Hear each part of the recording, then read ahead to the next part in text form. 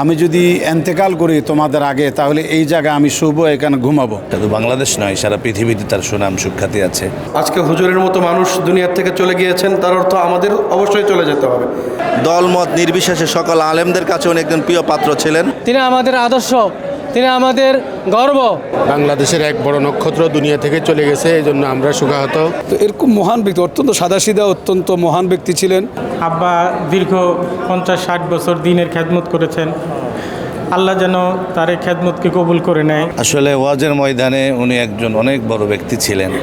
শুধু বাংলাদেশ নয়, সারা পৃথিবীতে তার সুনাম সুখ্যাতি আছে।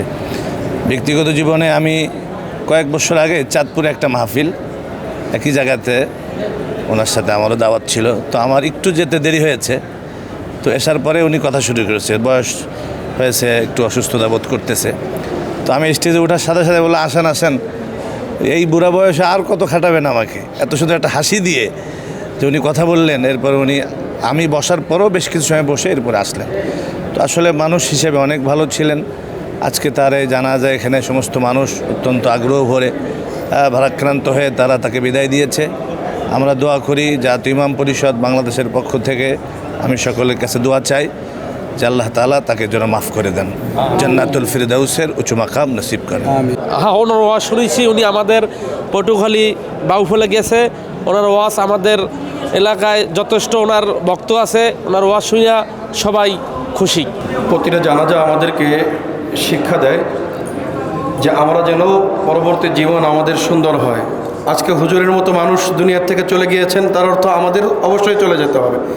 সমস্ত বড় মানুষরা যখন চলে যায়, আমাদেরকেও সেই সময় পরবর্তী জীবন যাতে আমাদেরও সুন্দর হয়, এই সমস্ত ওলামা ইকরাম আমাদেরকে কত কোরআনের কথা শুনিয়েছেন। আজকে ওনারা চলে গিয়েছেন, আমাদের দায়িত্ব ওনাদের জন্য দোয়া করা। শুধু এই মুহূর্তে নয়, সর্বসময় আমরা দোয়া করব।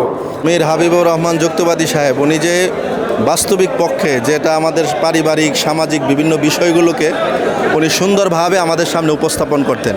এজন্য তিনি দলমত নির্বিশেষে সকল আলেমদের কাছে উনি একজন প্রিয় পাত্র ছিলেন এবং সাধারণ মানুষের কাছে উনি একজন মহব্বতের ভালোবাসার পাত্র ছিলেন। এবং ওনার বয়োজ্যেষ্ঠ আলেম, ওনার বক্তব্য, ওনার বয়ান আমরা বিশেষ করে ইসলামী ফাউন্ডেশনের যেখানে বাইতুল মুকাররমে প্রোগ্রামগুলো হতো আমরা বারবার শুনেছি ওনার বয়ান। ওনার প্রথম বয়ান আপনার যখন শুনেছে তখন আপনার বয়স কত ছিল? একদম শিশু বললেও হয়, মনে করেন আমার যতটুকু মনে 5-7 বছর বয়সে আমি ওনার প্রথম বয়ান শুনছি। বাংলাদেশের এক বড় নক্ষত্র দুনিয়া থেকে চলে গেছে, এই জন্য আমরা শোকাহত। তো হযরত যুক্তিবাদী হুজুর রহমতুল্লাহ আলাই, তিনি পুরো বাংলাদেশের জাতির কাছে নন্দিত ছিল। এই জন্য আমরা প্রত্যেকেই ওনার আত্মার মাগফিরাত কামনা করছি। তিনি আমাদের আদর্শ, তিনি আমাদের গর্ব। তিনি আমাদের ব্রাহ্মণবাড়িয়া জেলা, নবীনগর জেলা আমাদের বাড়িতে কয়েকবার গিয়েছেন, ঈদগাহে মাহফিল করেছেন। তার মাহফিল শুনে অনেক অমুসলমান পর্যন্ত ইসলাম গ্রহণ করেছে। বাংলাদেশে অনেক ওলামা কেরাম আছে, তার মধ্যে অন্যতম ছিলেন বলে ওনার নামে কোনো সমালোচনা শুনিনি। আর ওনার ওয়াজ আমি কয়েকবার শুনেছি। আর একটা বিষয় হলো, ওনার বড় ছেলের কথা উনি ওয়াজে অনেকবার বলেছেন। আলহামদুলিল্লাহ, সেই ছেলে আজকে জানাজা পড়েছে, আমরাও শরীক হতে পারলাম। এই জন্য আল্লাহর কাছে দোয়া করি, আল্লাহ পাক যেন ওনাকে জান্নাতের উঁচু মাকাম দান করেন।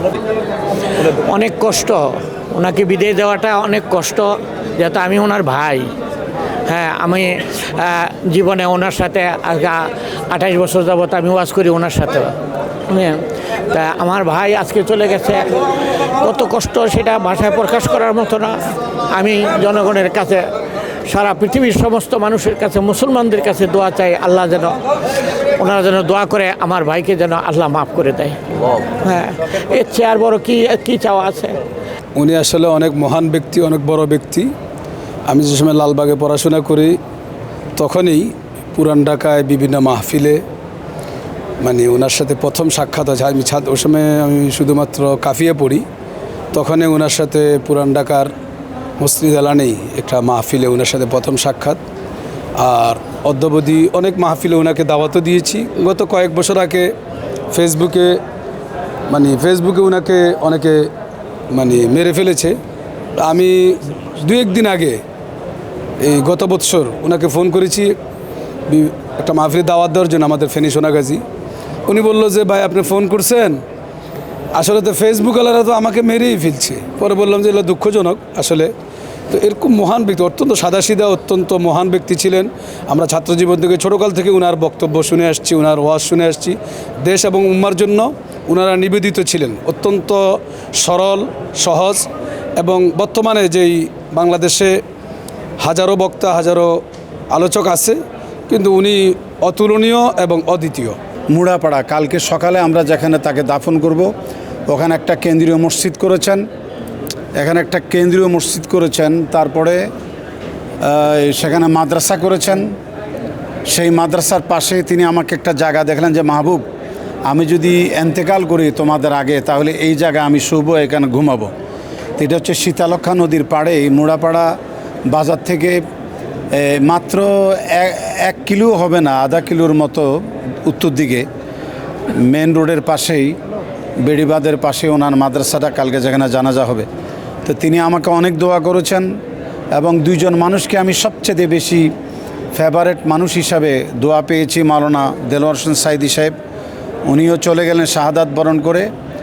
আর এই মাহে রমজানুল মোবারকে মাওলানা মীর হাবিবুর রহমান যুক্তিবাদী সাহেব আমাদের মতো বক্তাদেরকে রেখে চলে গেলেন। আমি ওনার বিধি আত্মার মাগফিরাত কামনা করছি। পাশাপাশি ওনার যে 4 ছেলে 4 মেয়ে রেখে আর স্ত্রী রেখে তিনি দুনিয়াতে চলে গেছেন, ওনাদের জন্য আপনাদের কাছে আমি দোয়া চাই। উনি ব্যক্তিগতভাবে অনেক ভালো ছিলেন, খুব নরম তবিয়তের মানুষ ছিলেন তিনি। তার সাথে চলাফেরা করে, অর্থাৎ আল্লামা দেলোয়ার হোসেন সাইদি আর হাবিবুর রহমান যুক্তিবাদী সাহেব বলা যায় যে সমান মন মানসিকতার মানুষ ছিলেন।